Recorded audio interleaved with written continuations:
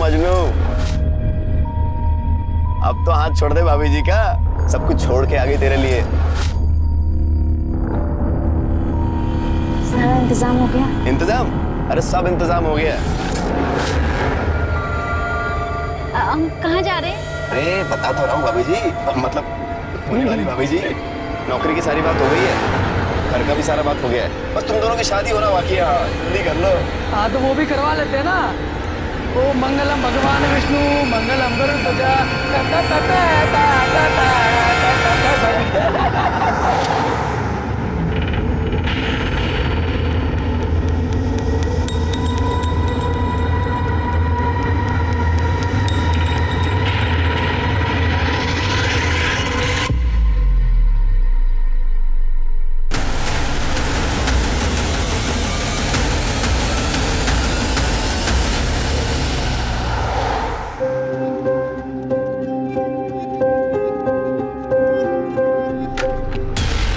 अच्छा देखो मैं तैयार हो गई हूँ। कैसे?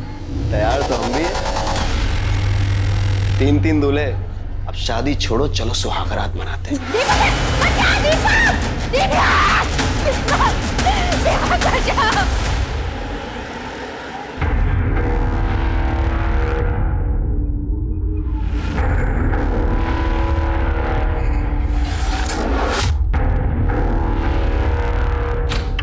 हाँ हाँ सब याद है। आ रहे हो ना? अरे हाँ बाबा, आ रहा हूँ मैं। हाँ बस निकल ही रहा हूँ।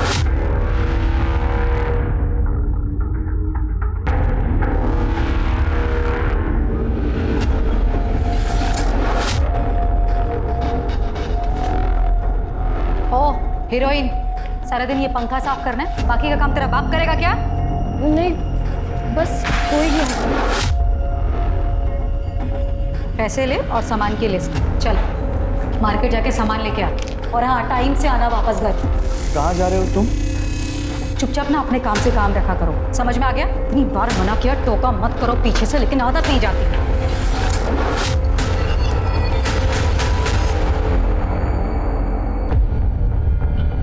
सर मेरा नाम दीपा कुलकर्णी है, मैं एक सोशल वर्कर हूँ।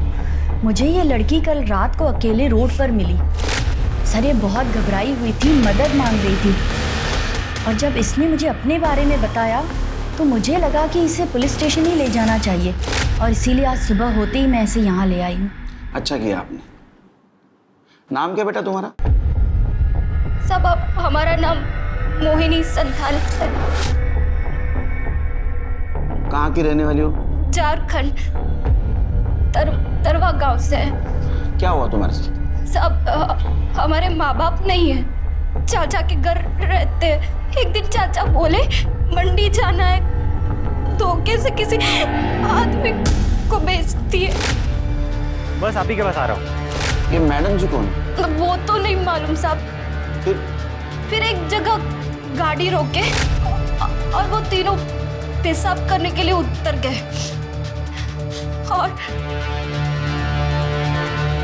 हमको मालूम नहीं था सब कहाँ जा रहे हैं, बस भागते रहे और शहर पहुंच गए। पर हमको बहुत डर था कि वो हमें पकड़ ना ले। रोड पे हम रोते रहे। फिर ये दीदी आई। तुम बिल्कुल फिक्र मत करो, तुम एकदम सेफ हो। सिर्फ मोहिनी को एनजीओ भेजने की तैयारी करो। तृप्ति, इसके चाचा के डिटेल्स, गांव के डिटेल्स सब ले लेना। ये दीदी के साथ जाओ।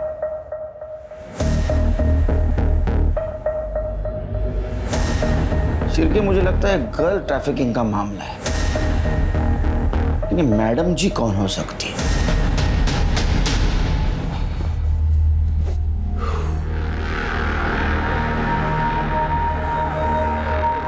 यार वो लड़की आने वाली थी ना, क्या हुआ उसका? नहीं आई। कुछ प्रॉब्लम है तो किसी और को ढूंढना पड़ेगा। क्यों? क्या हुआ उसका? इतने परेशान क्यों हो रहे? टेंशन मत लो, मैंने तुम्हारे लिए उससे भी अच्छी लड़की ढूंढी। अरे यार तुम समझ नहीं रही हो, मेरे माँ बाप मेरे पीछे पड़े हुए शादी के लिए, बांध देंगे मुझे किसी के भी साथ, फिर रोती रहना अकेली बैठकर। तुम टेंशन क्यों ले रहे हो? मुझे तुमसे ज्यादा उस बात की फिक्र है। और वो लोग ढूंढे उससे पहले मैं ढूंढूंगी तुम्हारे लिए। जानते हो ना कितना प्यार करती हूँ, ऐसे खो दूंगी।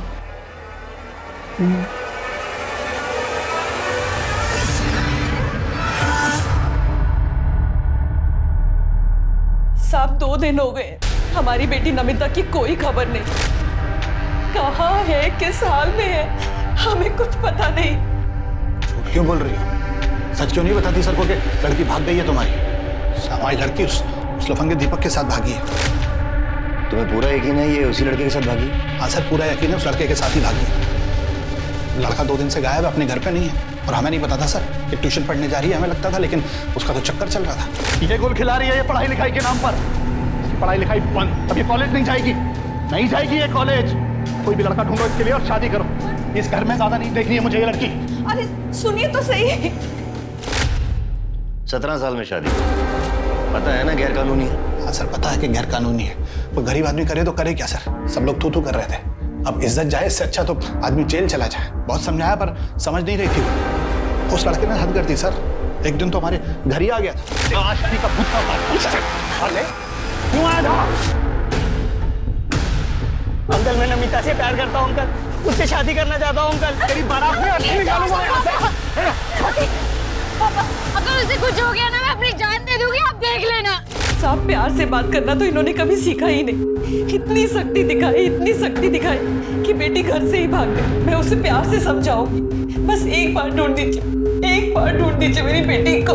देखिए आप घबराइए नहीं, आप दीपक और नमिता की डिटेल्स नोट करवा दीजिए, हम उन्हें जल्द से जल्द ढूंढेंगे, समझे?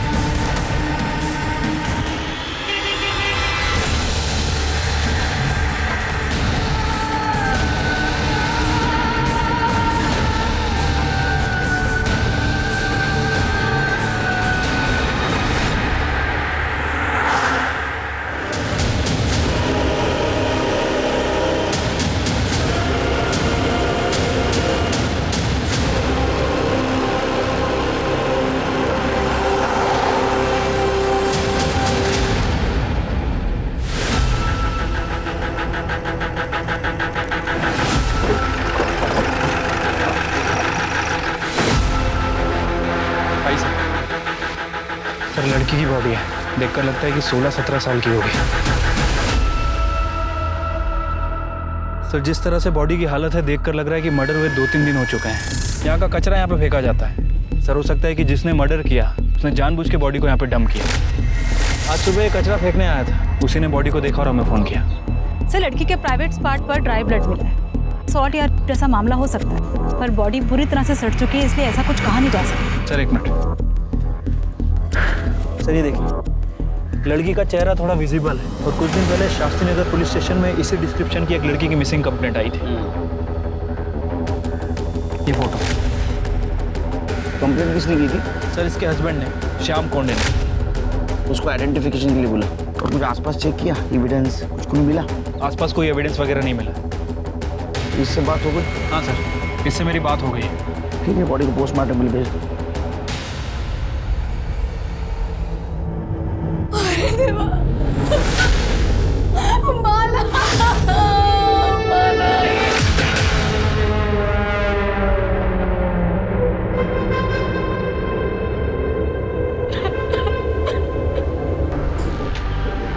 माला मटन शॉप गई थी? नहीं सर, हमारे घर नॉनवेज नहीं बनता। वो सब्जी लेने गई थी और शाम तक नहीं लौटी, और ना ही फ़ोन साथ ले गई थी कि फ़ोन लगा करके देखी कि वो कहाँ पे है। फिर अगले दिन जब वो नहीं लौटी तो मैंने मिसिंग की कंप्लेंट लिखवाई थी। आप लोगों को किसी पे शक, किसी से कोई झगड़ा, दुश्मनी जो ऐसा कर सकता है? सर हम लोग मिडिल क्लास लोग हैं, हमारी किसी से क्या दुश्मनी होगी। ठीक है जाओ।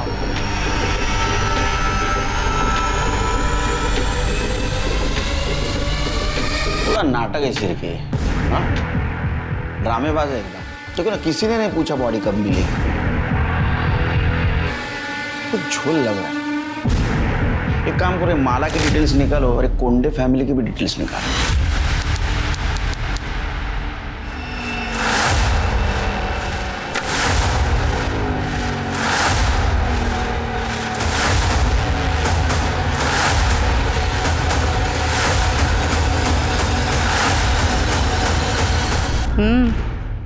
फोटो देखी? मैं आज ही आई बाबा को उसकी फोटो भेजता हूँ, देखना शादी के लिए फौरन हाँ कर देंगे। अरे लड़की सिर्फ 17 साल की है, नाबालिग है वो। पहले उसके एज प्रूफ के ना झूठे पेपर्स तैयार करने दे। शांति रख। ठीक है सर, कोंडे फैमिली के पड़ोसियों से बात की है सर। हैरानी की बात यह कि पड़ोसियों तक को नहीं पता था कि माला उस घर में नौकर थी या फिर श्याम की बीवी। सर, ये कोंडे फैमिली माला के साथ बहुत बुरा व्यवहार करते थे, उसे नौकरानी की तरह ट्रीट करते थे। फिर अचानक से एक दिन उन्होंने कहा कि श्याम और माला की शादी हो गई। किसी को नहीं पता चला कि उनकी शादी कब हुई। मुझे तो पहले से झोल लग रहा था शिरकी। ये कोंडे फैमिली की डिटेल्स निकाली? हाँ सर, ये श्याम को जुए की लत, काम वाम कुछ करता नहीं था। रमाकांत के पास भी कोई काम नहीं है और ये वैशाली घर चलाने के लिए नर्स और हाउस होल्ड हेल्प का काम करती है। दूसरों के घर में नौकर प्रोवाइड करवाया करती थी। शिरकी, मुझे वैशाली के काम में भी झोल लग रहा है। पता करो, ये नर्स और नौकर प्रोवाइड करने के नाम पे कुछ काले धंधे तो नहीं करती थी? सर हमने पता किया, माला का बर्थ सर्टिफिकेट निकली है। तुम तो एक काम करो, उड़े ऑफिस से माला के फिंगरप्रिंट और फोटो के बेसिस पे उसके आधार कार्ड के डिटेल्स निकलवाओ। हो सकता है असली डिटेल्स मिले।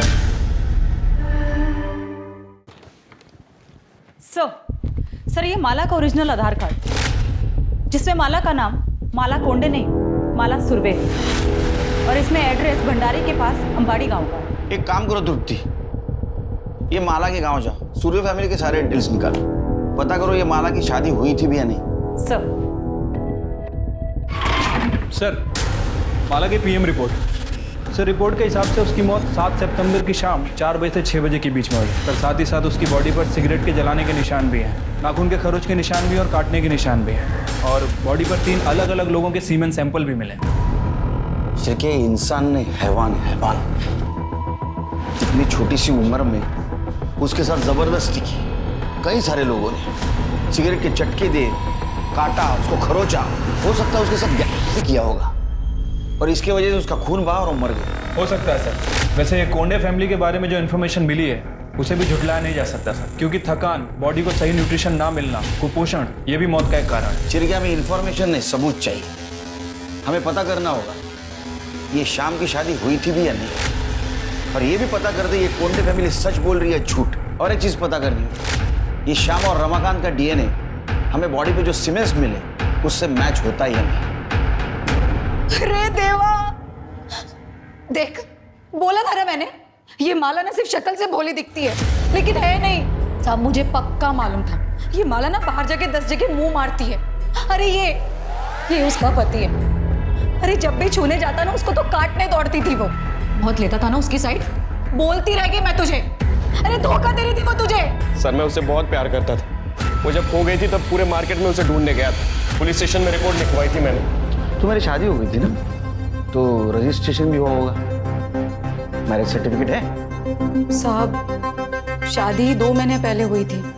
अब सर्टिफिकेट ये रजिस्टर करवाते तब तक तो माला ही चली गई। अच्छा, शादी की फोटो दिखा दीजिए। हाँ, सब शादी तो इतनी धूमधाम से हुई नहीं थी, बस घर वालों के सामने घर में हो गई थी। और उसके बाद फोटो भी खींचा था तो फोन से ही खींचा था, और इसके हाथ से फिर गलती से फोन पानी में गिर गया, चालू नहीं हो रहा था, फिर फोन फेंक दिया। बहुत प्रॉब्लम है आपकी लाइफ में, तो आपके पास कुछ प्रूफ नहीं था, इसलिए तुम लोगों ने उसका बर्थ सर्टिफिकेट डुप्लीकेट बनवाया। हालांकि उसके आधार कार्ड के ऊपर उसके घर का एड्रेस भंडारा का था। क्या आधार कार्ड? उसके पास आधार कार्ड भी था, लेकिन हम लोगों को तो खाली बर्थ सर्टिफिकेट मालूम है, और वो तो अनाथ है ये पता था। पर वो अनाथ भी हो गई? कहाँ मिली आपको? वो ऑफिस आई थी मेरे।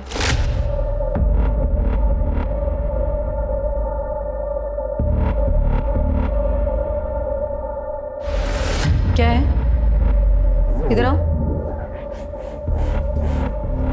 दीदी, मेरा नाम है माला, मैं अनाथ हूँ,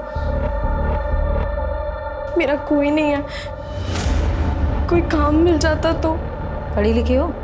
ज़्यादा पढ़ी लिखी तो नहीं हूँ, पर झाड़ू पोछा कर सकती हूँ। ठीक है, आईडी में कुछ आधार कार्ड वगैरह कुछ है? फिर मैं देखती हूँ। दीदी, आधार कार्ड तो नहीं है, पर हाँ जन्म प्रमाण पत्र है। ठीक है, मैं देख लेती हूँ, कुछ होता है तो मैं बताऊँ।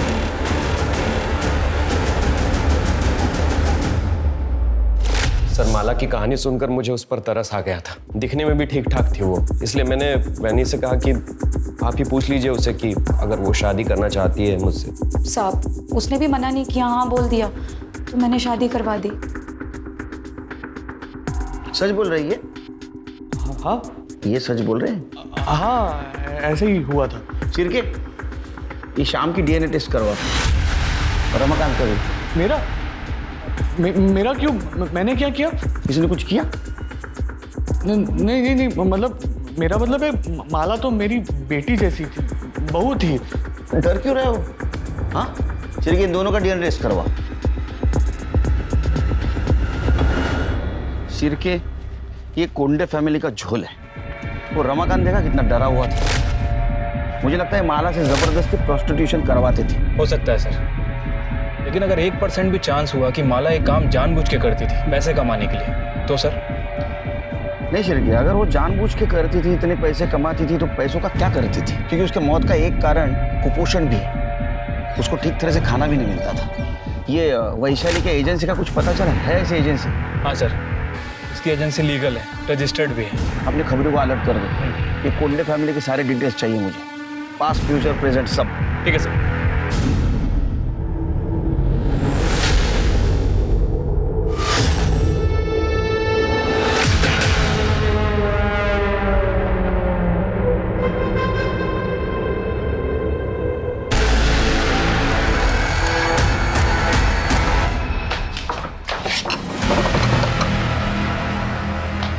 मना किया था ना, बोला था ना दूर रहने के लिए। अरे पर क्यों? मेरी होने वाली बीवी हो यार। मुझे भी पता है कि होने वाली बीवी है तुम्हारी, हुई नहीं है, लेकिन तुम्हें भी अच्छी तरह पता होना चाहिए कि माला की मौत के बाद ना हम कितनी बड़ी मुश्किल में फंस चुके हैं। अरे पुलिस को शक हो गया, दिन रात सवाल कर रही, जीना हराम कर रखा है हमारा, और उसके बाद तुम ये थोड़े टाइम दूर रहो इससे। अरे मेरे माँ बाबा मेरी शादी का सेहरा लेकर खड़े, करा देंगे मेरी शादी किसी के साथ, फिर हमारे बीच जो कुछ भी है ना सब भूल जाना।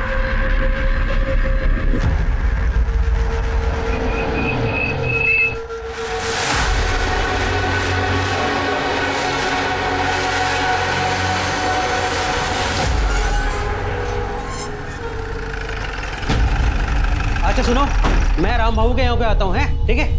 आप माला सुरवे के माता पिता सविता सुरवे और हीरानंद सुरवे हैं? नहीं, हम लोग राउत हैं। सुरवे तो वो थे जिनसे 4 महीने पहले हमने घर खरीदा था। तो वो लोग अब कहाँ हैं? पता नहीं। मैडम, सुरवे लोग तो ये गांव छोड़ के कब के चले गए? आप कौन? मैडम, मैं सुशीला, उनकी पड़ोसन। वो लोग बहुत कमीने थे, अपने बेटे मकरंद की शादी में खर्चा करने के लिए बेचारी माला को बेच दिया, और जब बिरादर में थू होने लगी तो ये घर बेचा और भाग गए। इसे पहचानती हो? हाँ, यही तो है माला, इसे कैसे नहीं पहचानूंगी, बचपन से देखा है मैंने इसको। तो सुरवे फैमिली कहाँ पे है? उनके बारे में कुछ जानती हो? माँ बाप का तो पता नहीं, पर सुना है मकरंद विट्ठल नगर में अपने ससुराल में घर जवाई बन के बैठा है। सर, घर बेचकर जाने के बाद माला के माता पिता को किसी ने गांव में नहीं देखा। मकरंद का भी यही कहना है कि वो अपने आखिरी दिनों में हरिद्वार चले गए। हरिद्वार पुण्य कमाने ने पाप धोने गए होंगे। सर, मकरंद का कहना है कि उसके शादी के बाद से ही वो चले गए, और उसके बाद उसके साथ भी उसकी कोई बातचीत नहीं। सर, माला की बॉडी पे जो 3 लोगों के सीमेन मिले थे, उसकी डीएनए रिपोर्ट आ गई सर। उनमें से एक का डीएनए श्याम के डीएनए से मैच करता है। और दूसरे 2 रमाकांत की डीएनए रिपोर्ट? सर, रमाकांत का डीएनए सीमेन से मैच नहीं कर रहा है। मतलब कोंडे फैमिली माला के बारे में जो बोल रही थी वो सच हो सकता है, या ये भी हो सकता है कि उसके साथ किसी ने जबरदस्ती की। सर, दिल्ली से एक लड़की की पूछताछ आई। कुछ दिन पहले वो अपने बॉयफ्रेंड के साथ घर से भाग गई थी। वो लड़की नागपुर में दिखाई, उसका नाम है नमिता सिंह। ये फोटो और उसकी उम्र 17 साल। शिरके, इसका लुकआउट नोटिस जारी करो, हो सकता है इसके बारे में किसी के पास इंफॉर्मेशन हो। ठीक है सर।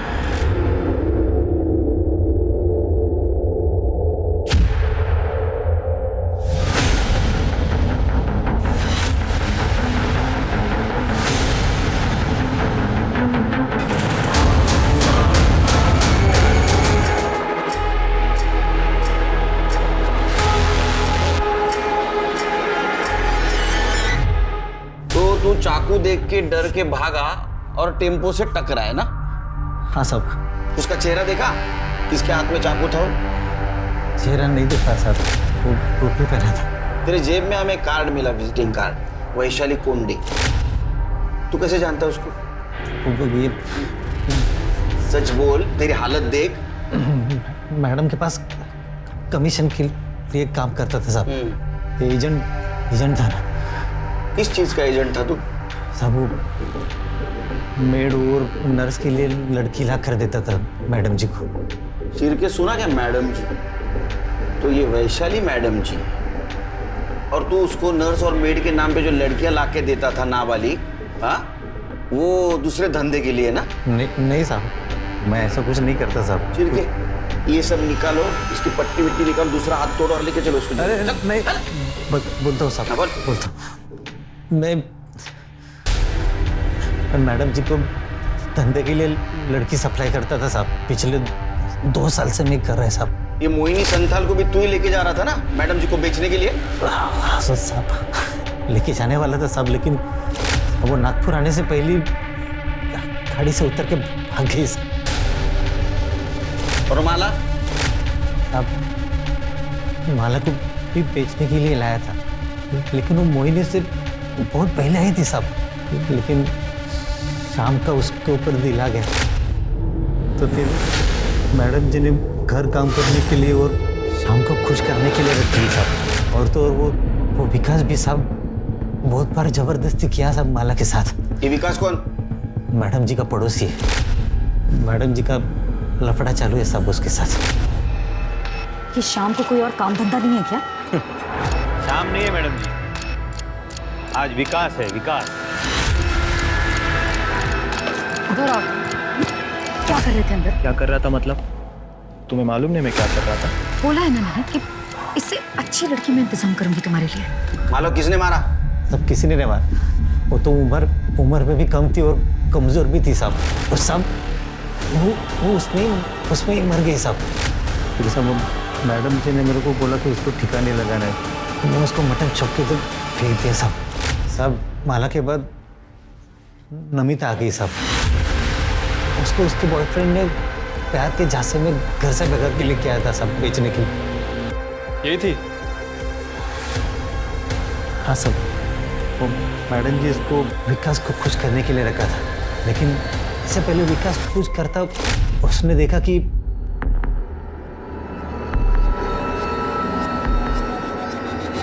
तू अंदर क्या कर रहा था? तेरी हिम्मत कैसे हुई मेरे होने वाली बीवी को हाथ लगाने की? होने वाली बीवी है ना, हुई तो नहीं है ना। चल। साले हर बार तेरी मन मर्जी नहीं चलेगी, समझा? दोबारा अगर तूने उसे हाथ लगाया ना तो लगाऊंगा। क्या करेगा बे तू? ये घर मेरा और इस घर की हर चीज मेरी है, समझा?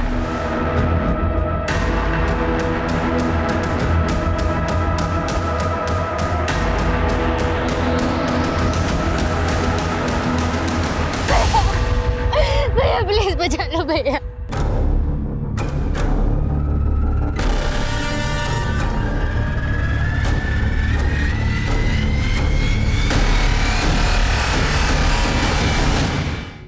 क्या कर रही हो तुम?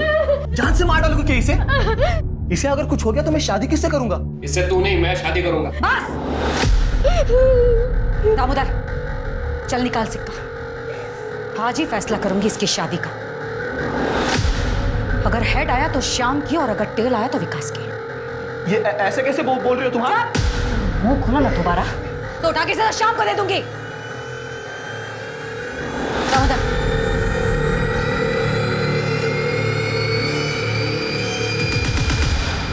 मैं जीत गया। हेड आया तो मैं क्या करूं इसमें? मुझे क्यों देख रहे हो ऐसे? ठीक है ना, कोई बात नहीं। मैं ना दूसरी कोई लड़की मैं अरेंज कर चुप कर। ये मेरी है, ये मेरी ही रहेगी। इस साले की मैं कभी नहीं होने दूंगा। चल। तुम लड़कियों को समझते क्या हो? हाँ? चल के जल्दी चलो, इससे पहले कि विकास नमिता को नुकसान पहुंचाए हम वहां पहुंचेंगे। सर।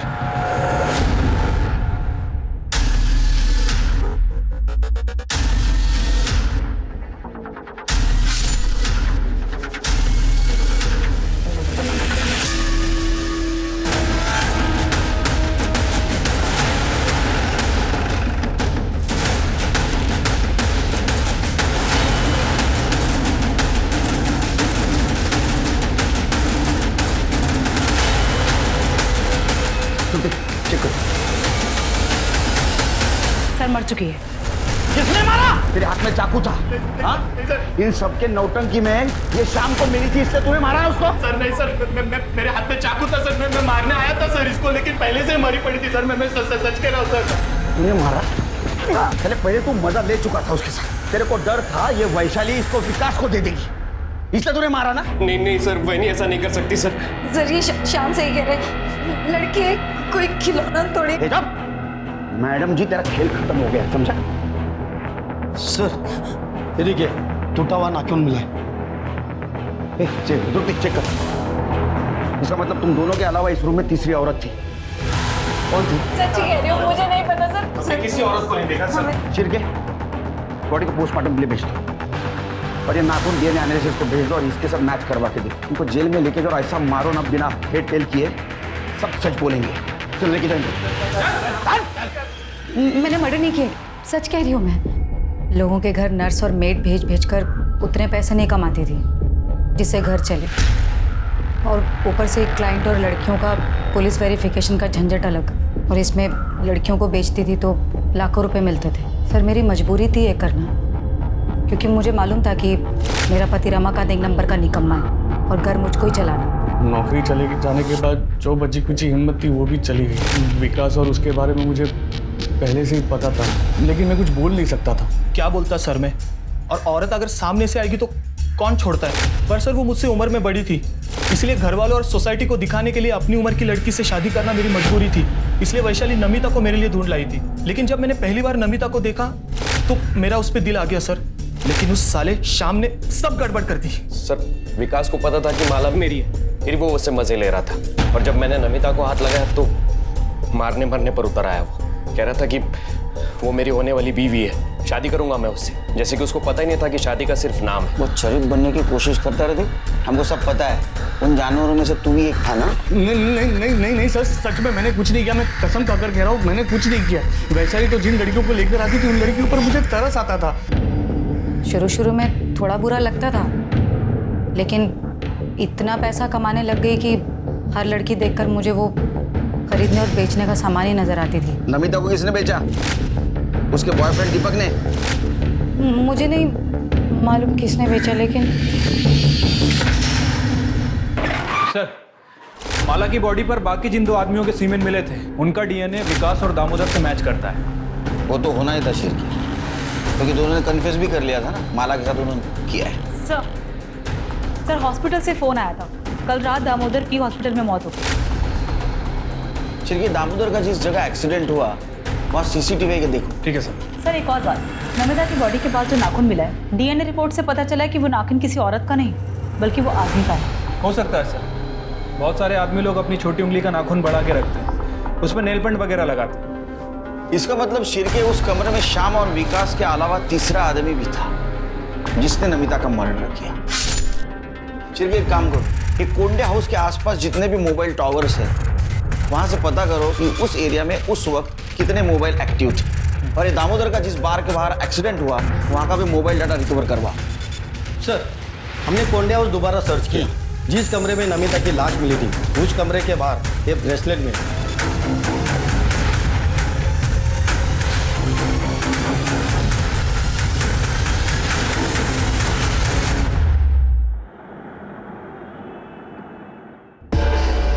सर मैं सच बोल रहा हूँ, मेरा ब्रेसलेट खो गया था। तू रहता कहाँ है? मैं दिल्ली रहता हूँ सर। दिल्ली में रहता? तेरा ब्रेसलेट नागपुर में मिलता है, तो चोर ने यहाँ चोरी किया और नागपुर में फेंक दिया, वो भी उसी जगह जहाँ नमिता का मर्डर हुआ, रूम के बाहर।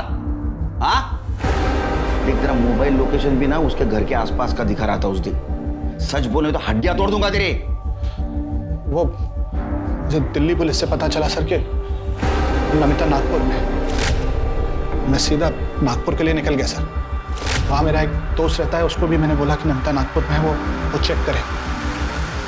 12 तारीख की शाम को मेरे उस दोस्त को नमिता दिखाई दी, तो उसने मुझे इन्फॉर्म किया। मैं छुपते छुपाते जब वहाँ पहुँचा सर तो मैंने देखा कि नमिता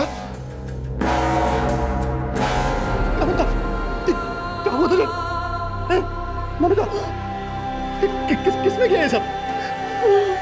पुलिस की गाड़ी आई तो मुझे वहां से भागना पड़ा सर, मैं डर गया था।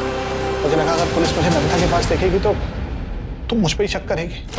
शक नहीं, हमें यकीन है, सिर्फ साबित करना बाकी है। जहाँ मर्डर हुआ वहाँ एक नाखून मिला, तू भाग रहा था ना, उसी वक्त तेरा नाखून टूट के वहाँ गिरा था। चिर के इसको नागपुर ले चलो, मर्डर स्पॉट पे जो नाखून मिला था ना उसे इसका डीएनए मैच करवा। अगर वो मैच हो गया ना बेटा तो तेरी तो विकेट गई। हाँ? सर जिस बार के बाहर दामोदर पर हमला हुआ, हमने वहाँ का डम डाटा चेक किया। 3 नंबर मिले, एक दामोदर का, दूसरा गाड़ी वाले का और तीसरा दिल्ली का है। और यही नंबर मर्डर के वक्त नमिता के घर के पास भी एक्टिव था। किसका नंबर? सर शेर के दिल्ली पुलिस को इन्फॉर्म करो, इसको अरेस्ट करें।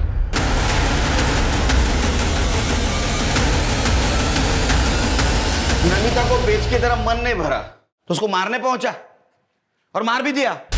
नहीं साहब, ये जो नाखून टूटा है ना, ये मर्डर स्पॉट पे मिला है हमको, समझा? सच बोल। साहब नमिता को हम नहीं बेचे साहब, हम तो उसको बहुत प्यार करते थे।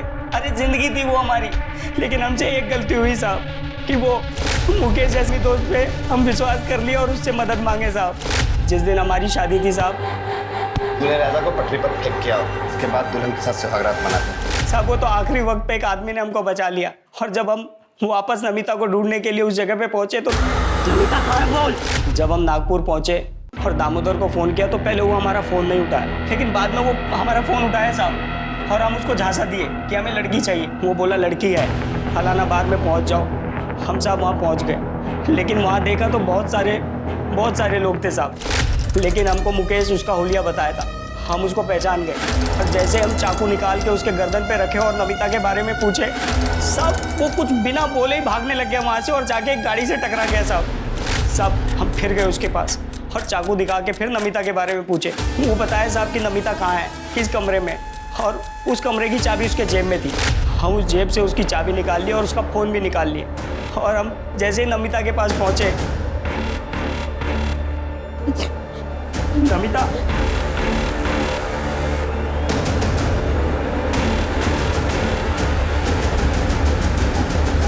तुम क्या लेने आए हो अब यहाँ? देखने आए हो मैं जिंदा हूँ या मर गई, या फिर तुम्हारे उन 3 दोस्तों ने मेरे साथ क्या किया? मेरे पापा ठीक कहते थे तुम एक नंबर के घटिया आदमी हो। तुम मुझे क्या, तुम अपनी माँ बहन किसी को भी भेज सकते हो, पता है तुम्हें? नहीं बेचा मैंने तुम्हें यार, नहीं बेचा है। तुमने सिर्फ मुझे नहीं, मेरे जैसे पता नहीं कितनी मासूम लड़कियों को बेचा होगा। तुम्हें और तुम्हारे उन 4 दोस्तों को मैं छोड़ूंगी नहीं, मैं मार दूंगी तुम्हें। नमिता, और कब पता नहीं गुस्से में हम उसको चाकू मार दिए साहब।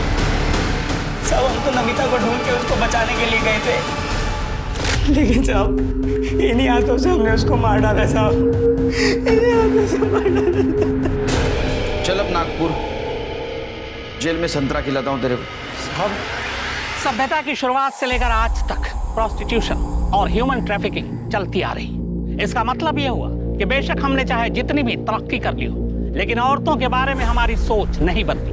औरतों की इस दशा के लिए न सिर्फ उसे खरीदने और बेचने वाले, बल्कि घर वाले, पति, बाप, बेटा, भाई और समाज के ठेकेदार सभी जिम्मेदार हैं। जब तक औरतों को मर्द खरीदते रहेंगे, उसे बेचने वाले पैदा होते रहेंगे। अब मैं अनूप सोनी आपसे विदा लेता हूँ। फिर मुलाकात होगी क्राइम पेट्रोल सतर्क में एक और नए केस के साथ और उस पर हमारे एक्सपर्ट के विश्लेषण के साथ।